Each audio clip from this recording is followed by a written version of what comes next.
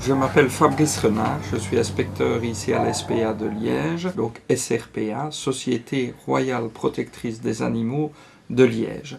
La SRPA est une ASBL, donc contrairement à ce que le nom pourrait dire, Royal ne provient que du fait que l'ASBL donc, a plus de 75 ans d'existence.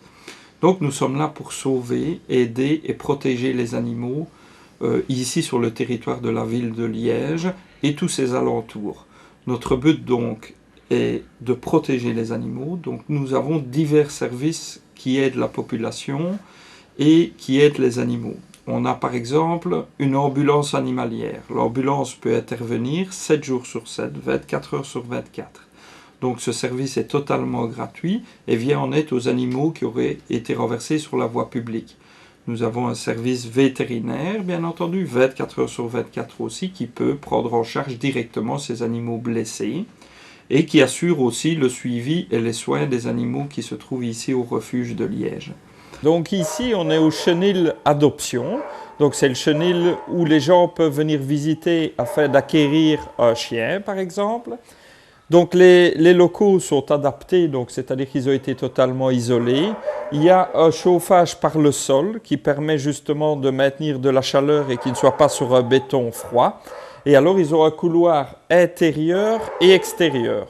Donc c'est-à-dire qu'il y a un système de clapet qui nous permet d'ouvrir et ils ont un grand parcours extérieur et ça permet d'avoir une bonne qualité, je vais dire, de détention au niveau des animaux.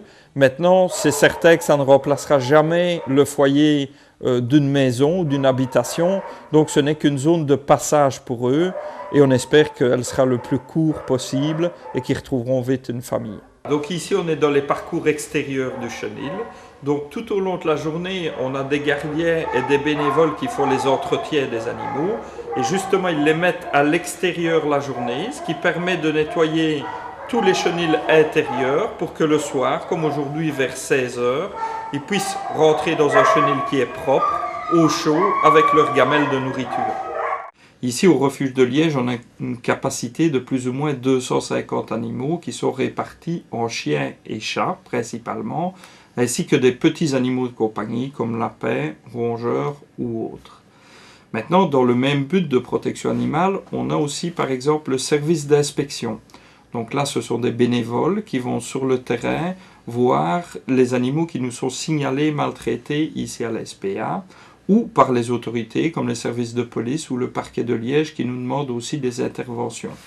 Cela nous permet bien entendu de pouvoir aller sur le terrain, constater les animaux qui seraient mal et essayer de faire changer les choses. Le but premier de la SPA, ce n'est pas de saisir les animaux et de les ramener au refuge, loin de là on en a bien assez, mais c'est de faire changer les choses. Donc on va aller simplement relater aux personnes qui nous laissent bien entendu rentrer et qui acceptent le dialogue.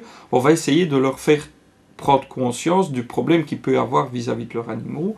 Par exemple, signaler, le chien est à l'extérieur, il faut faire le placement d'un abri parce que l'animal doit pouvoir s'abriter. Donc, et on vérifiera que l'abri soit placé. À partir du moment où la personne obtempère et que les changements se font et que l'animal est bien ou mieux de la situation, il n'y a pas de suite. Donc on classe le dossier.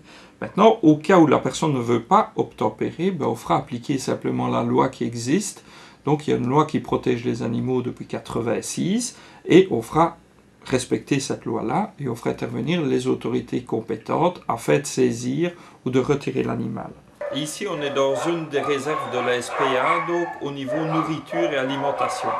Donc à savoir qu'il nous faut 35 tonnes par an d'aliments pour nourrir tous les animaux qui passent ici au refuge. Et bien entendu, une grosse partie de cette récolte, donc plus ou moins 15-16 tonnes, sont récoltées dans des magasins comme les Tom & Co ici, par des bénévoles bien entendu. C'est des bénévoles qui se trouvent aux sorties des magasins, qui proposent aux gens avec un petit feuillet de donner un petit quelque chose pour les animaux de refuge, ce qui nous permet de récolter pas mal. Mais il reste quand même une vingtaine de tonnes à acquérir et à acheter par la SPA de Liège. Donc vous pouvez toujours amener de la nourriture, c'est toujours le bienvenu aussi. On a aussi un service médical ici sur place. Donc on a une salle de chirurgie complète qui permet de stériliser des animaux ici à la SPA de Liège, qui sont principalement des animaux errants ou des animaux qui sont hébergés ici à la SPA. En même temps, ça sert à faire le nécessaire au niveau des soins des animaux. Donc, c'est-à-dire que des fois, il y a des animaux qui arrivent en mauvais état ici. Ils sont revalidés, remis en bon état avant d'être proposés à l'adoption.